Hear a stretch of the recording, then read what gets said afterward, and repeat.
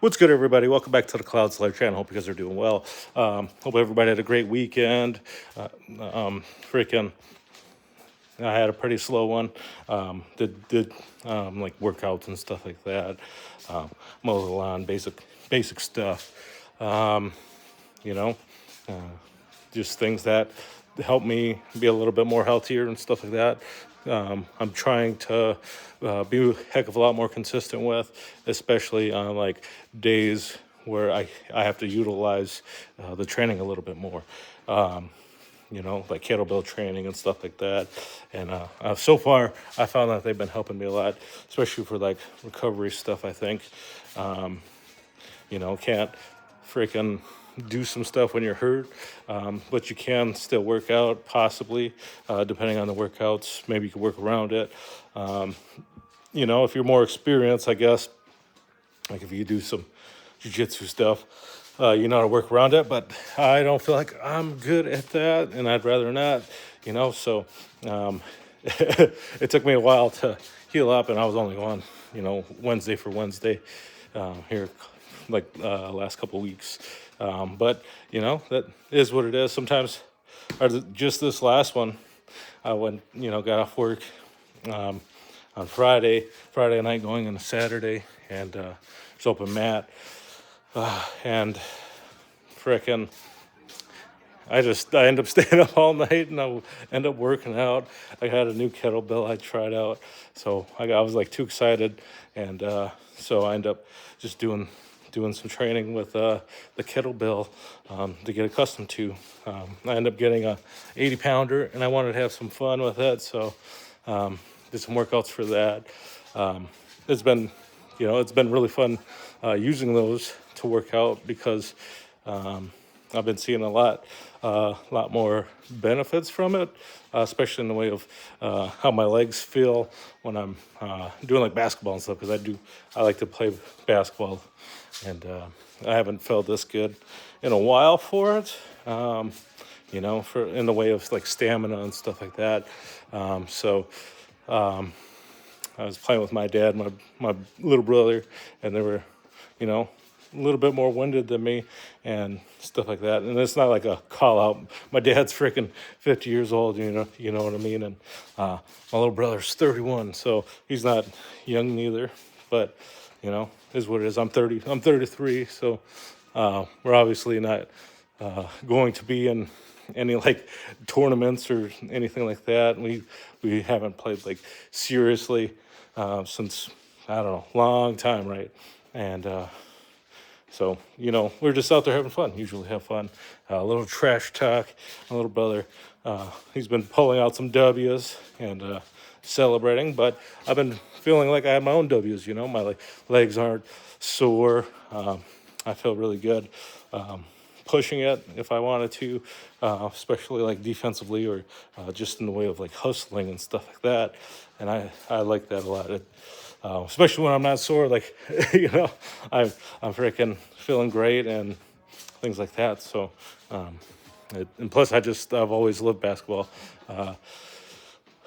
It's just one of those things that I think I'll never not like. I mean, I won't watch it as much. I'll watch like highlights and stuff, but I'd rather play it than watch it because I don't know. It's just not as exciting to me, even though like the players are way better than they used to be. But I'm also really into doing the jiu-jitsu thing because it's learning something new, but at the same time something that I've been watching for a decade, over a decade. What am I? Almost 20 years of watching. I've been. I remember watching.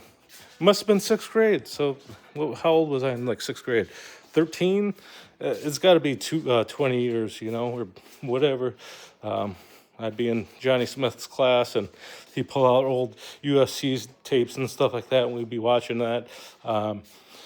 He'd have some of those old UFC ones, but some kids stole it one year, and we were all angry because we like watching that tape instead of doing stuff. Sometimes he'd just have us watch tapes, or we'd have just singing at the drum, powwow drums, having the girls dance while we all sat at the drum, at least drumming, even if some of us really couldn't sing very well, like myself, but it is fun to have a bond with some people, especially at the drum, So whether it's a practice one, or a lot of those people, a few of them I know got really good at it, and they sat at actual drums during powwows and stuff like that, which is freaking awesome.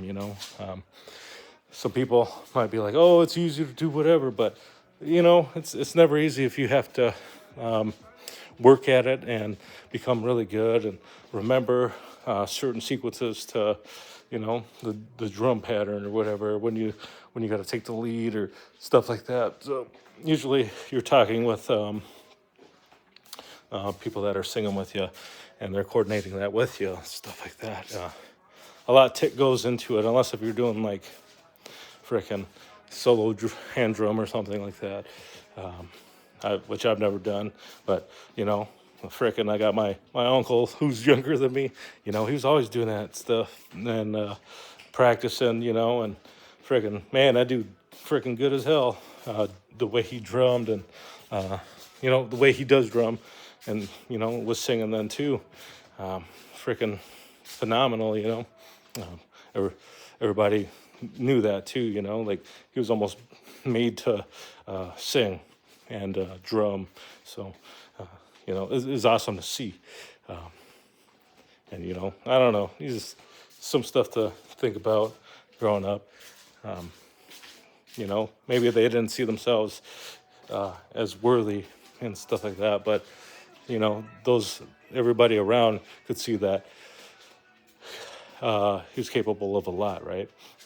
Especially in the way of singing and dancing. So he was a great dancer too, man. That dude could float like a freaking butterfly, and he was a big kid. But oh man, love that dude, man. He was, to me, like he'd always come stay over, and stuff like that.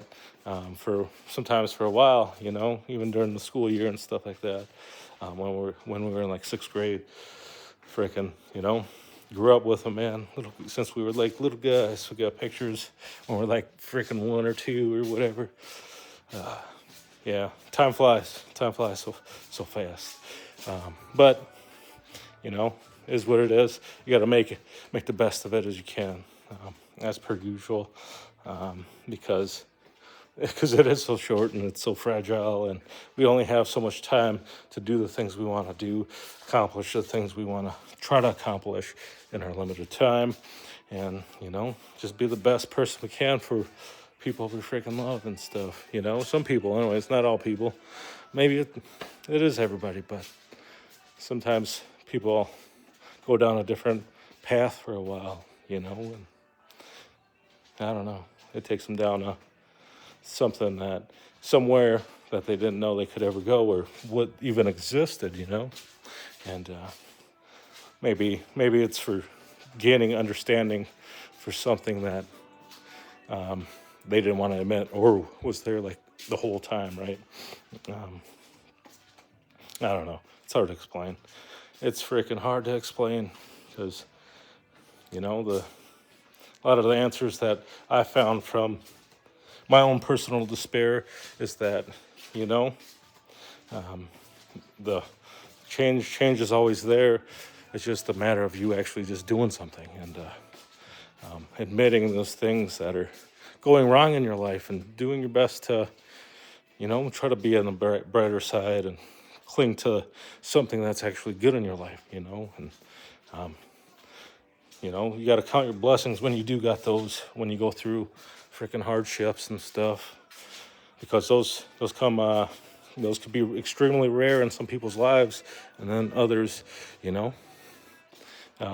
might not be able to get those opportunities or know how to, or even how to communicate those things, in their mind they might be like them versus the world, and a lot of times that thinking like sets them up for failure for life, and they're stuck on the streets, and just trying to do, I don't know, they don't I guess I just I've never been totally there, but from what I've witnessed, it's not a good life. Obviously, it's a hard life, and you're gonna you're gonna be faced with a slew of problems and hardships throughout your whole life. You're gonna have to worry about people having weapons, and if this is gonna be like your last day to live, right? Man, like I guess a lot of us, most people, they see like their family do that, where they have family members that are in and out of jail, and they're really about that life of,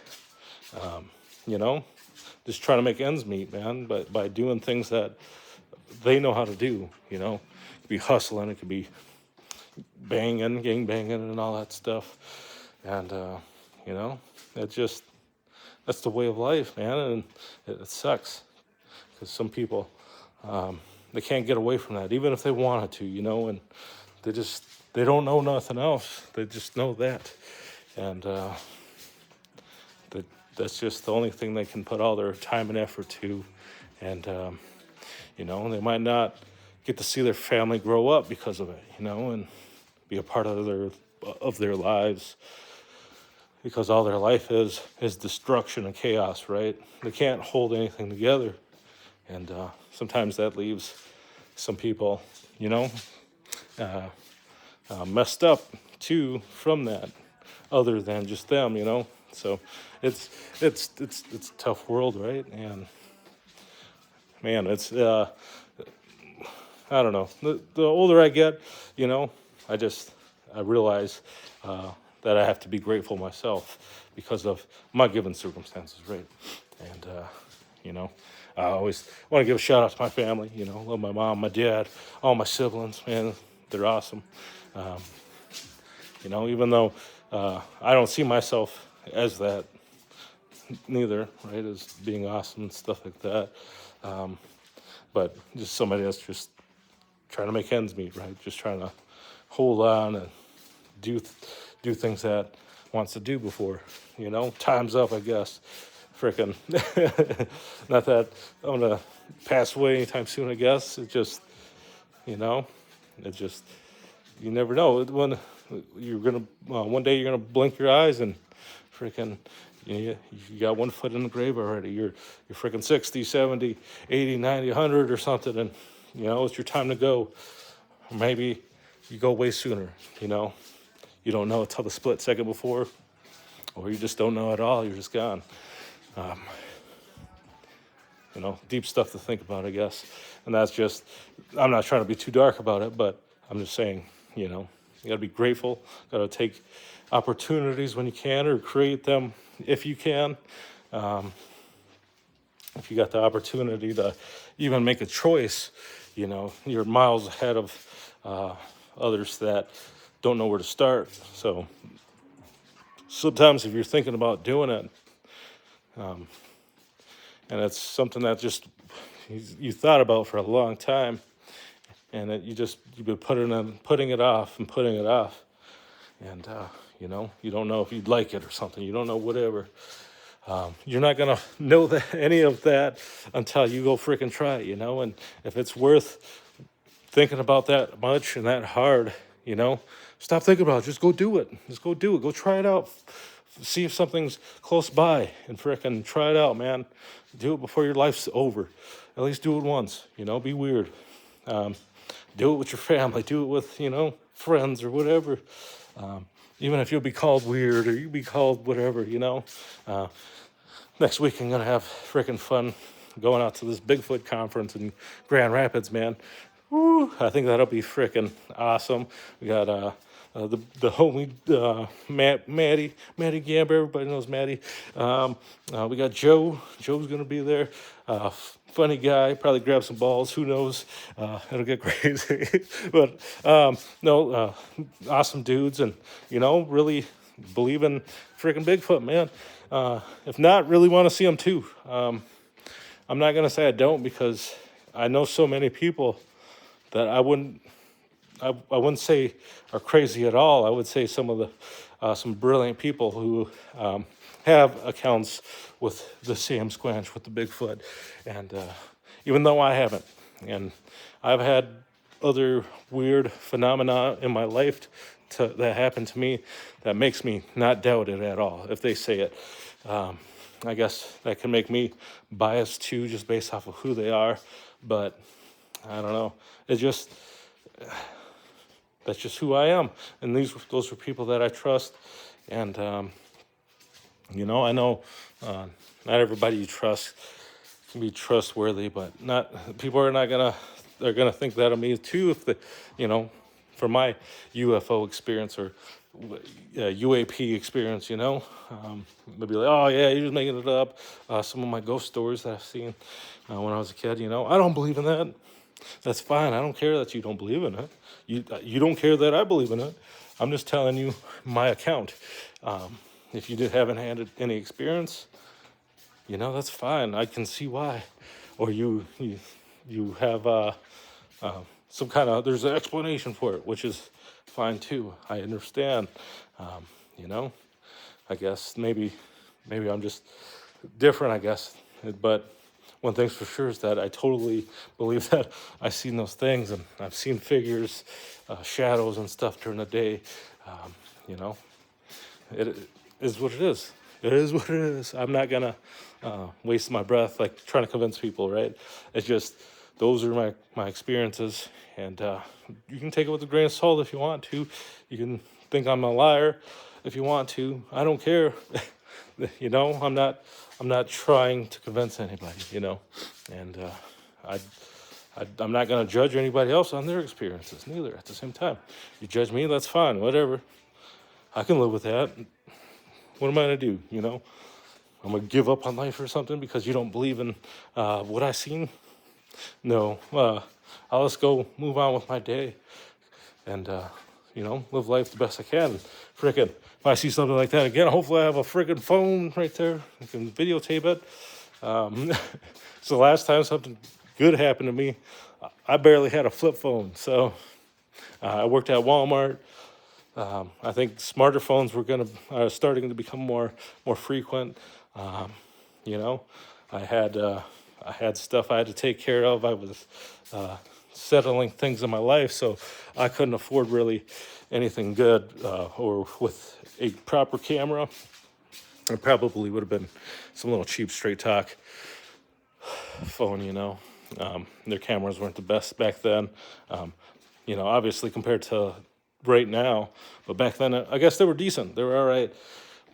They weren't the best. They weren't like the Samsung Galaxies or the Apple iPhones, probably like 6s at the time, 7s maybe, So we live in a whole different era of cell phones and technology regarding cameras and things and the capabilities that are on the phone. So,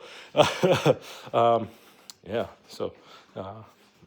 and plus, like I said, I had Phil up on the frickin' podcast that time. Told him my story. He wanted to hear it before he told me about the common occurrences that were happening around the area that I seen. Not only myself, but my father seen on the way back from Walmart. And oh man, it's crazy that we had multiple people there. To experience that. My brother a week later. He seen a ball of light in the sky too. Then, like a week later, and he worked at the casino, so he had to travel from Cass Lake back to Bemidji. He worked bingo. So, if any of you guys used to go to bingo around 2000, maybe 12 to 2015, maybe 14.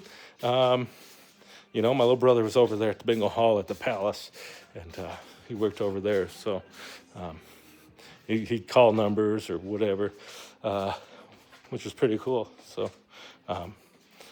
seemed like a decent job. So what more can somebody ask for, right?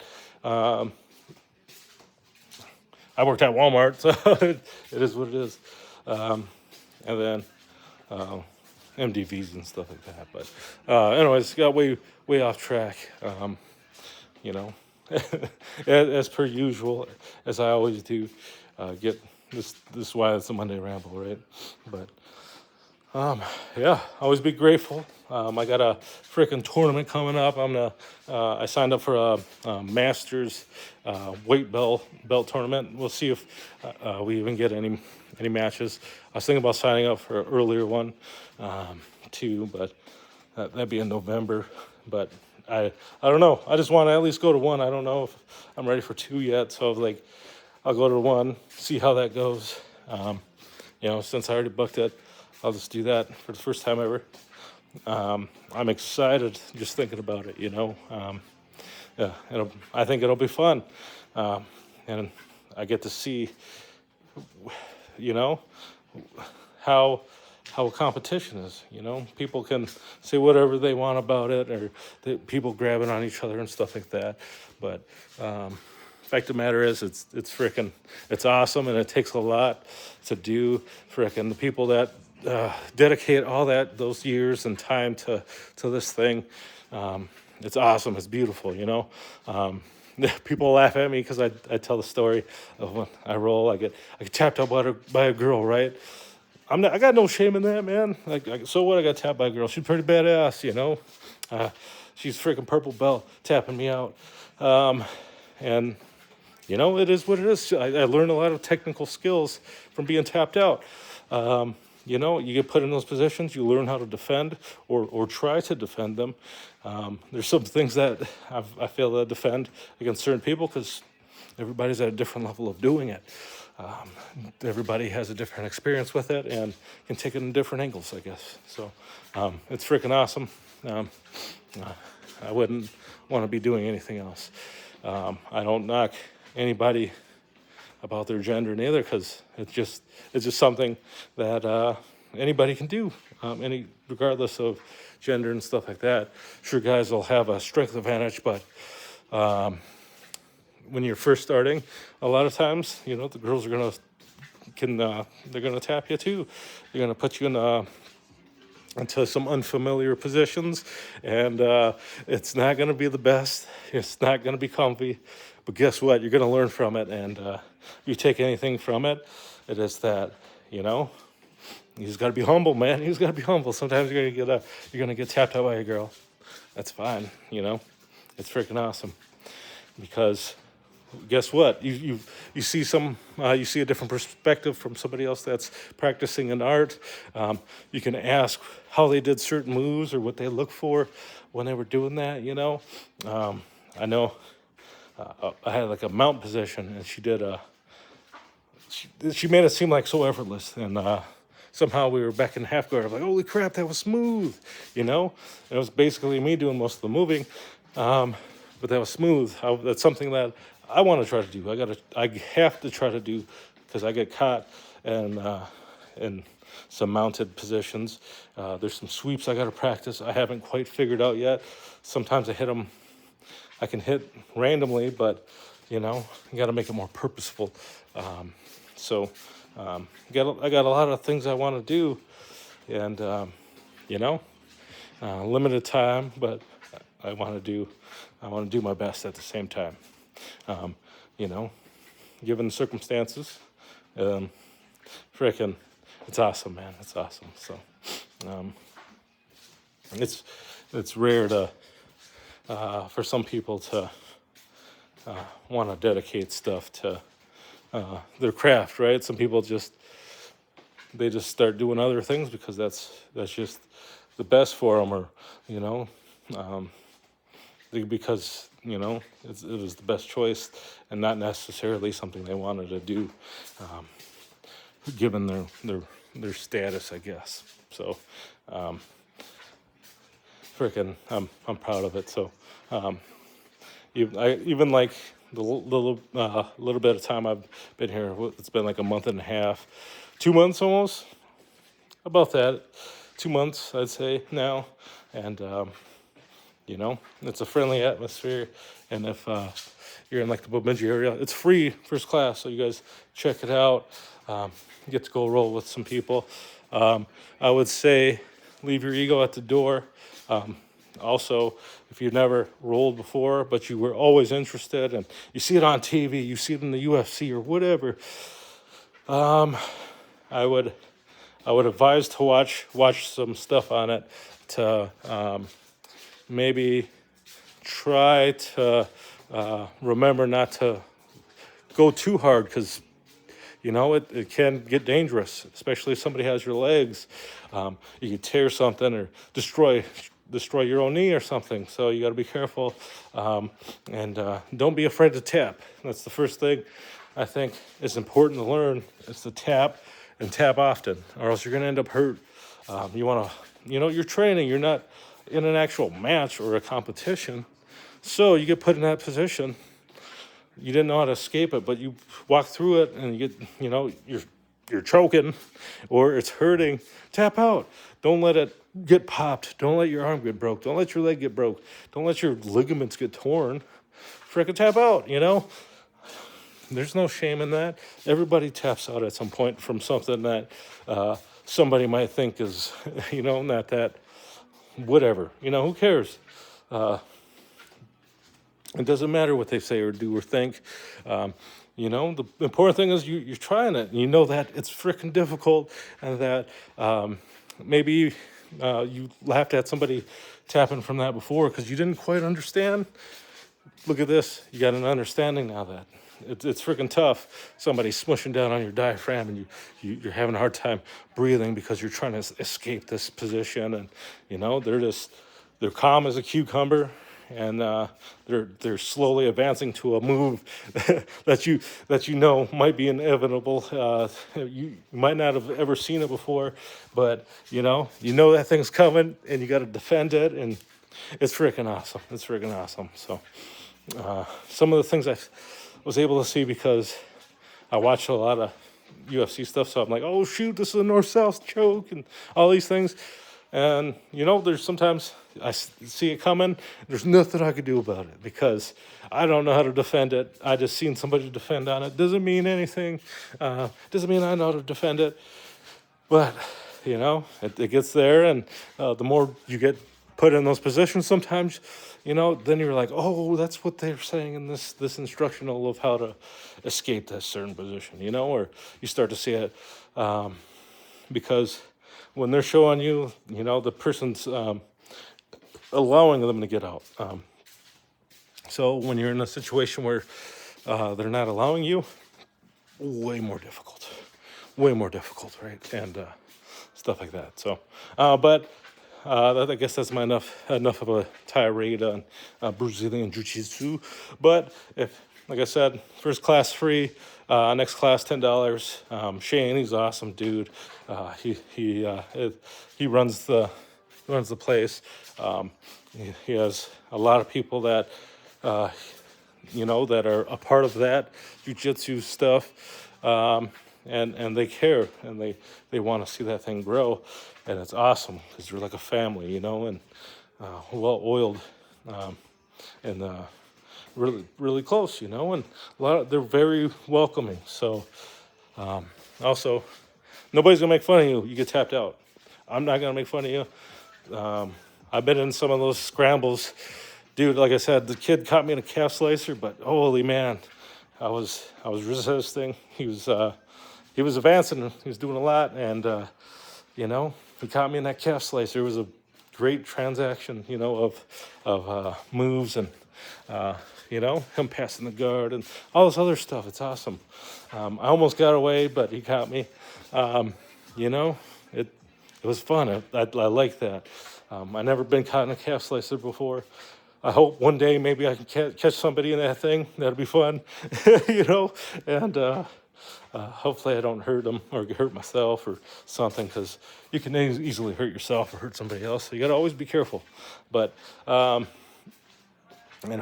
yeah, freaking awesome. There's a other kid that I was rolling with, and he's really good at like passing my guard at least, and getting to a certain position, and he would get me in the freaking arm triangle almost every time, and there's another kid, just whatever, he just gets that guillotine on me every time, almost from any angle, little sneaky arms. So I'm always on guard. If I there's certain people that that can do things really well, and you freaking learn how to guard against those, or at least take them to the next sequence of stuff. And they have to learn and figure out what you're doing. So just like you have to figure out what they're doing. So everybody's, they're doing different things. They're practicing different things and stuff like that. So sometimes, you know, you might think, especially if you like first get there and you're like, oh man, I passed this guy or whatever, and like your head, and you're like, oh man, I freaking destroyed him. And then next thing the next 5 minutes, they're just destroying you because they're doing the things that they do well, and you're like, oh, okay, all right, well, suck it up, man. They were just really good at that, and whatever position that they were in before, they weren't as strong in. So obviously, you have to go to those positions to get better at, and that's what I've been doing too. I've been going in those positions, trying to figure it out. And when a submission gets put on me, guess what? I'm tapping. Guess what? I'm learning. Guess what? Let's roll again. Let's go again, man. It's freaking fun. And if you're any of my friends, you're interested, and you're too nervous to go to the gym, hit me up, man. I'll roll with you. It'll be free too. We can do some stuff together. We can take it slow. I promise I won't try to hurt nobody. You know what I mean? And this ain't me begging. I'm just throwing that out there. And, it'll be fun, I think, at least. If you're interested in it, don't think any further. Hit me up. Let me know. I'd be on that. And I'm going to do my best to be gentle because I don't know much about it myself neither. And last thing I want to do is hurt anybody, be hurt. The thing I want to do most is learn and get better and do my best not to get hurt and, learn new solutions, learn new problems, and carry on from there. I guess jiu-jitsu can bring you a lot of things, and it can also take away a lot of things as well from a lot of people's recounts of it. So you got to be careful, and my best advice is if you do got a friend that does it and you see them, let them know. Maybe they'll be a lot more gentle for you and, ease you in a little bit, because sometimes you might go into a new one and you might even be rolling with somebody that's a weight belt that just started like 2-3 months in, and they don't, they still see themselves as you from a couple months ago, even though they've been training for those couple months. And, they might flop you around and tap it because they got the opportunity, because they're happy about it, They see the opening and they don't think about it, right? They're just like, oh man, I know this move. I'm gonna do this on them, So, and sometimes they could sink it in and be kind of rough on it. And they don't know better because they haven't had much of an opportunity to do it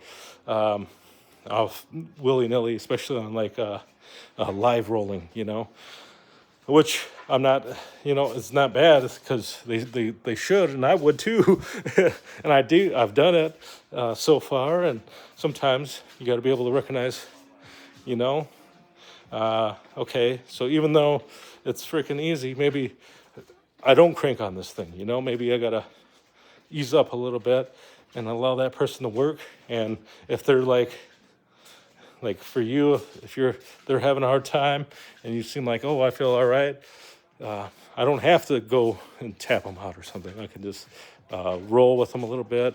You might even have a conversation or something during that, and even have like teaching moments. Say like, hey man, when I was passing you here, this is what you could do to stop me. Wrap your leg here to prevent me from advancing, or you could trap my leg here, bend my arm there, and then bridge. You can bridge up, and you can possibly you could have possibly swept me there if you knew what what that position looks like from your perspective.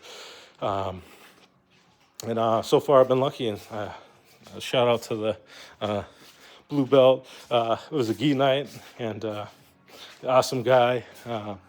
He was like, "Hey man, right here, look at, trap this leg, put this one here, bridge over, while simultaneously pulling his arm here. Bam!" He's like, "Look how easy that was. I hit this on you a few times." I'm like, "Yes, you did, man. I was trying to figure out how not to get hit with that." And he's like, "Well, this is what you're gonna practice here then." I'm like, "Oh, thanks, dude." Or I got yeeted, got that collar throw, change level, basically did a split on the ground and tripped me. Running full speed, and showed me that after class. I was like, "Hey man, can you show me that? I like that a lot."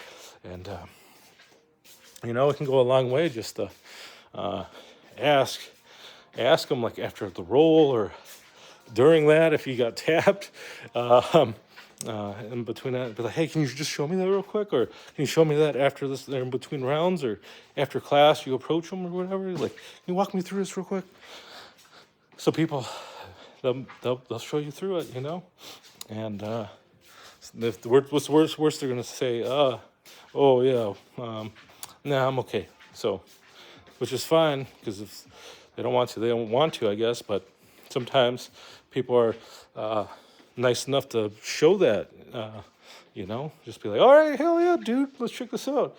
One of my first days in class, I got ankle picked, and the kid was like, "You ever did ankle pick?" I was like, "No, man, it's like my freaking second class, and last time I was just at an open mat a year and a half ago." He's like, "Well, all right, well, this is what I did, like, you want to try it out?" I'm like, "Hell yeah."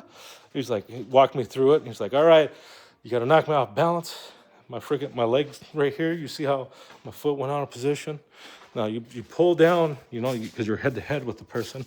You pull them down with you, grab the leg, you pull the leg, and you're pushing the body forward, creating a little bit of backward momentum in the opposite direction, and you're going to take them down, essentially, right? Because you're knocking them off balance, which was cool, and he let me do a couple times. Freaking awesome. So shout out to him, helping me out with that, So, you can learn a lot from other people. You just gotta sometimes ask.